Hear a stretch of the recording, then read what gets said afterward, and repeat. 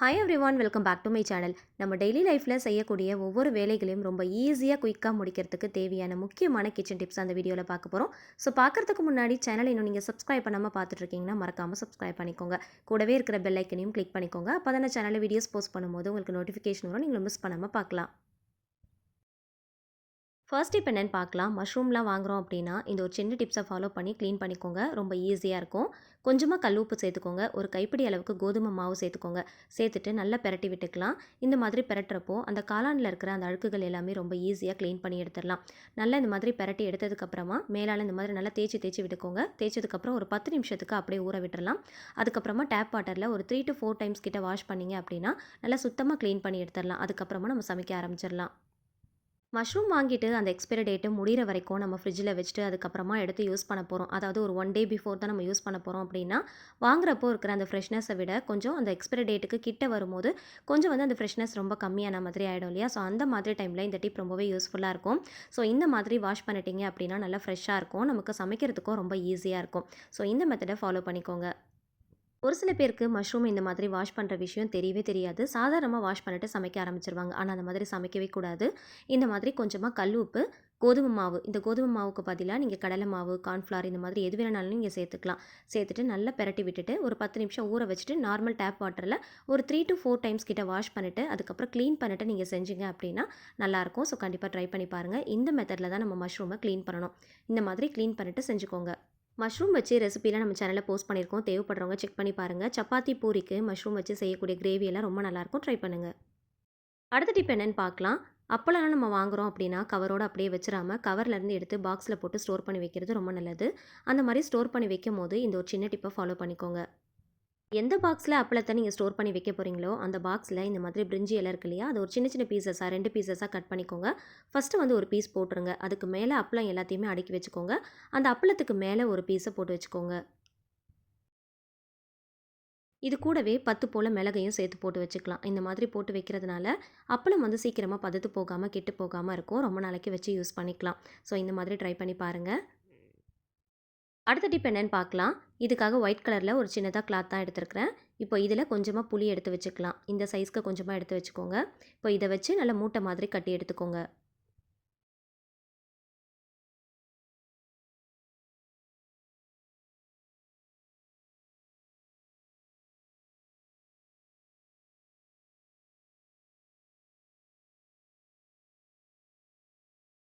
தோசைக்கல்லை லைட்டாக வந்து ஹீட் பண்ணிக்கோங்க.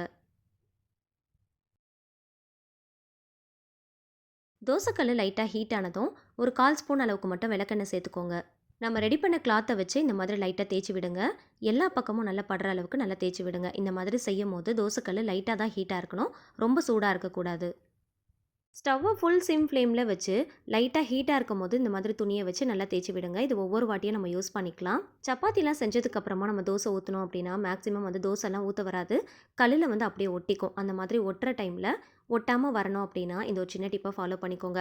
எப்பயுமே சப்பாத்தி எல்லாம் செய்கிறீங்க, மீன் வறுவல்லாம் செய்கிறீங்க அப்படின்னா உடனே வந்து முட்டை பொரிச்சிட்டு அதுக்கப்புறமா நம்ம தோசை ஊற்ற ஆரம்பிக்கலாம். அப்படி இல்லை அப்படின்னா இந்த மாதிரி துணி மூட்டையில் கொஞ்சமாக புளியை வச்சு நல்லா தேய்ச்சிட்டு அதுக்கப்புறம் தோசை ஊற்றுனீங்க அப்படின்னா கல்லிலேருந்து தோசை ஒட்டாமல் ரொம்ப ஈஸியாக எடுக்கிறதுக்கு வரும். நல்லா கிறிஸ்பியாகவும் இருக்கும். கண்டிப்பாக ட்ரை பண்ணி பாருங்கள். அடுத்த டிப் என்னென்னு பார்க்கலாம். இதுக்காக நான் ஹாட் பாக்ஸ் தான் எடுத்துருக்கிறேன். ஹாட் பாக்ஸில் நல்ல ஹாட்டாக இருக்கிற மாதிரி வாட்டரை நல்லா ஊற்றி வச்சுக்கோங்க.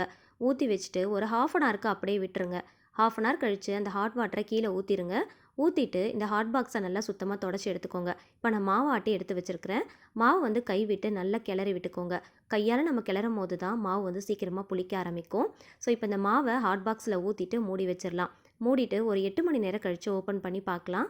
மாவு நல்லா புளிச்சு பொங்கி வந்தால் தான் நமக்கு இட்லி தோசை ஊற்றுறதுக்கு ரொம்ப ஈஸியாக இருக்கும். ஆனால் மழை டைமில் பனி டைமில் சீக்கிரமாக மாவு நமக்கு பொங்காது. ஸோ அந்த மாதிரி டைமில் இந்த டிப் ரொம்பவே யூஸ்ஃபுல்லாக இருக்கும். முக்கியமாக கூலிங்கான பிளேஸில் இருக்கிறவங்களுக்கு இந்த டிப் ரொம்பவே ஹெல்ப்ஃபுல்லாக இருக்கும். ஒரு 8 மணி நேரம் கழித்து உங்களுக்கு ஓப்பன் பண்ணி காட்டியிருக்கேன் பாருங்கள். நல்லா பொங்கி வந்திருக்கு. இப்போ இட்லி ஊற்றுறதுக்கு ரொம்ப ஈஸியாக இருக்கும். மாவு ஆட்டி வச்சுட்டு அது பொங்கி வர்றதுக்காக நம்ம ரொம்ப நேரம் வெயிட் பண்ணணும் அப்படிங்கிற அவசியம் கூட இருக்காது. ரொம்பவே யூஸ்ஃபுல்லாக இருக்கும். கண்டிப்பாக எல்லார் வீட்லேயுமே ஹாட் பாக்ஸ் வச்சுருப்போம். அந்த ஹாட் பாக்ஸை இந்த மாதிரி மாவு பொங்குறதுக்கு நம்ம யூஸ் பண்ணி வச்சுக்கலாம்.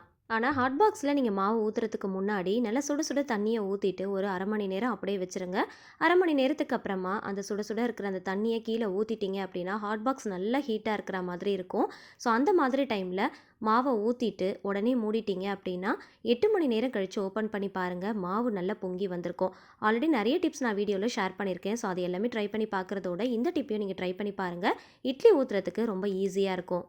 சப்போஸ் உங்ககிட்ட ஹாட் பாக்ஸ் இல்ல அப்படின்னா, இந்த செகண்ட் டிப்ப நீங்க ஃபாலோ பண்ணிக்கோங்க. மாவு ஆட்டுனதுக்கு அப்புறமா கைவிட்டு நல்லா கிளறி விட்டுக்கோங்க. கைவிட்டு நம்ம கிளறினா தான் மாவு வந்து சீக்கிரமா புளிச்சு வரும். அதாவது பொங்கி வரும். ஸோ, அதனால நமக்கு இட்லி ஊத்துறதுக்கு ஈஸியா இருக்கும். தோசை வந்து உடனே ஊத்திரலாம். ஆனா, இட்லி ஊத்துறதுக்கு மாவு நல்லா பொங்கி வந்தா மட்டும் தான் நமக்கு இட்லி நல்லா சாஃப்ட்டா வரும். அதுக்கு இந்த மாதிரி ஹேர் ட்ரையர் யூஸ் பண்ணிக்கோங்க.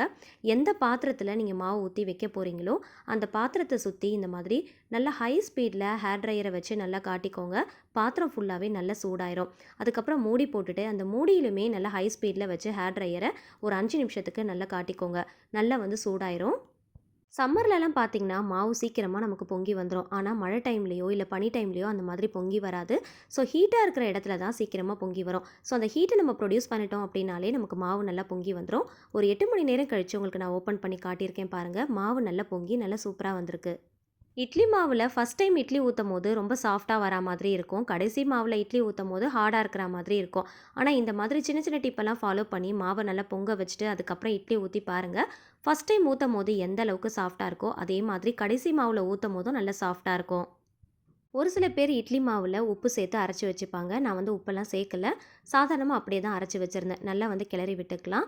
நல்லா கிளறிட்டு அதுக்கப்புறமா இட்லி ஊத்திக்கலாம். மொத்தமா ஊத்திராம தேவையான அளவுக்கு மாவு மட்டும் எடுத்துக்கோங்க. தேவையான அளவுக்கு கொஞ்சமா உப்பு சேர்த்துக்கோங்க. இதில சோடா உப்புலாம் எதுவுமே சேர்க்க தேவையில்ல. கொஞ்சமா உப்பு மட்டும் சேர்த்தா போதும். இப்போ இட்லி ஊத்திரலாம். எப்பயுமே இட்லி ஊத்தும்போது பிளேட்ல இந்த மாதிரி துணி போட்டுட்டு அதுக்கு மேல இட்லி ஊத்தணும் அப்படின்னா, நல்லா சாஃப்ட்டா நல்ல பந்து போல வரும். எடுக்கிறதுக்கும் ரொம்ப ஈஸியா இருக்கும். இட்லி மாவு ரொம்ப தண்ணியாவும் இருக்கக்கூடாது, ரொம்ப கெட்டியாவும் இருக்கக்கூடாது. மீடியமான பக்குவத்தில கலந்து எடுத்துக்கோங்க. தண்ணி நல்லா கொதிச்சதுக்கு அப்புறமா இட்லி பாத்திரத்துக்குள்ள பிளேட்ட வச்சிரலாம். இப்போ உங்களுக்கு ஓப்பன் பண்ணி காட்டுறேன் பாருங்க. இட்லி நல்லா சாஃப்ட்டா, நல்ல வெள்ள வெளேல்னு, நல்ல பந்து போல நல்ல புசு புசுன்னு வந்திருக்கு பாருங்க. ஸோ இதே மாதிரி நீங்களும் ட்ரை பண்ணி பாருங்க. இதில வந்து கொஞ்சம் லைட்டா வந்து தண்ணிய தெளிச்சு விட்டுறலாம். தண்ணி தெளிச்சுட்டு ஒரு 5 நிமிஷம் விட்டுட்டு அதுக்கப்புறம் எடுத்தோம் அப்படின்னா, துணியிலேருந்து இட்லி ஒட்டாம வரும். ரொம்ப ஈஸியா இருக்கும் எடுக்கிறதுக்கு. இட்லி நல்லா சாஃப்ட்டா வரணும் அப்படின்னா, சரியான பக்குவத்தில எப்படி மாவு அரைக்கலாம் அப்படிங்கிறத வீடியோவா ஷேர் பண்ணியிருக்கேன்.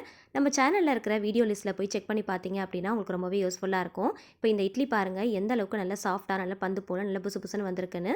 ஸோ செம்ம சாஃப்ட்டா இருக்கும். இதே போல நீங்களும் ட்ரை பண்ணி பாருங்க. சோடா உப்புலாம் எதுவுமே சேர்க்க தேவையில்ல. நல்ல வெள்ள வெளேன்னு, நல்ல பஞ்சு போல இட்லி நம்ம வீட்லயே ரொம்ப அழகா செஞ்சிரலாம். கடைகள்லலாம் இட்லி மாவு வாங்குறீங்க அப்படின்னா, ரொம்ப நுர மாதிரி இருக்கிற மாதிரி இருக்கும். இட்லி நல்லா சாஃப்ட்டா வெள்ளையா வரணும் அப்படிங்கிறதுக்காக சோடா உப்புலாம் கலந்து வச்சிருப்பாங்க. ஆனா நம்ம வீட்லயே ரெடி பண்ணுறோம் அப்படின்னா, சோடா உப்புலாம் நமக்கு தேவையே இல்ல. நல்ல சாஃப்ட்டான இட்லிய நம்ம வீட்லயே ரொம்ப சூப்பரா ரெடி பண்ணிக்கலாம். இட்லி மாவு அரைக்கிறதுக்கு மிக்ஸி, கிரைண்டர்னு எது இருந்தாலும் பரவால்ல. எந்த மாதிரி சரியான பக்குவத்தில அரைக்கலாம் அப்படிங்கிறத வீடியோவா ஷேர் பண்ணியிருக்கேன். ஸோ அத போய் செக் பண்ணி பாருங்க. கண்டிப்பா உங்களுக்கு அந்த டிப் ரொம்பவே யூஸ்ஃபுல்லா இருக்கும். அடுத்த டிப் என்னன்னு பார்க்கலாம். இப்போ இட்லி பாத்திரத்தில இருக்கிற அந்த இட்லிய வந்து நான் எடுக்கிறோம் அப்படின்னா, தண்ணிய தெளிக்காம எடுக்கிறதுக்கு இந்த ஒரு சின்ன டிப்ப கூட ஃபாலோ பண்ணிக்கலாம். ஒரு பிளேட்ல தண்ணிய ஊத்தி வச்சுட்டு, அதுக்கு மேல இட்லி பாத்திரத்த வச்சுட்டீங்க அப்படின்னா, ஒரு 2டே நிமிஷத்துல இட்லிய துணியிலருந்து ஒட்டாம எடுக்கிறதுக்கு ரொம்ப ஈஸியா வரும். ஸோ இந்த டிப்பையும் நீங்க மறக்காம ட்ரை பண்ணி பாருங்க. ஸோ இந்த வீடியோவில் இட்லி மாவு நல்லா பொங்கி வர்றதுக்கும் சாஃப்டாக இட்லி செய்யறதுக்கும் 2 டிப் இந்த வீடியோவில் ஷேர் பண்ணியிருக்கிறேன். ஸோ எந்த டிப் உங்களுக்கு பிடிச்சிருக்கோ அதை நீங்கள் ட்ரை பண்ணி பாருங்கள். இல்லைனா 2யும் கூட நீங்கள் ட்ரை பண்ணி பார்க்கலாம். இதில் எந்த டிப் நீங்கள் ட்ரை பண்ணீங்க உங்களுக்கு பிடிச்சிருந்துச்சுன்னு மறக்காமல் கமெண்ட்டில் என்கிட்ட ஷேர் பண்ணிக்கோங்க. வீடியோ பிடிச்சா லைக் பண்ணி தெரிஞ்ச ஃபேமிலி அண்ட் ஃப்ரெண்ட்ஸ் கூட ஷேர் பண்ணிக்கோங்க. ஆல்ரெடி நம்ம சேனலில் நிறைய டிப்ஸ்லாம் ஷேர் பண்ணியிருக்கோம். டைம் கிடைக்கும் போது செக் பண்ணி பாருங்கள். இந்த மாதிரி இன்னும் இன்ட்ரெஸ்டிங்கான டிப்ஸ் அண்ட் ட்ரிக்ஸ் தெரிஞ்சுக்க என்னோட சேனலை மறக்காமல் சப்ஸ்கிரைப் பண்ணிட்டு தொடர்ந்து சப்போர்ட் பண்ணுங்கள். Thank you so much. கீப் வாட்சிங்.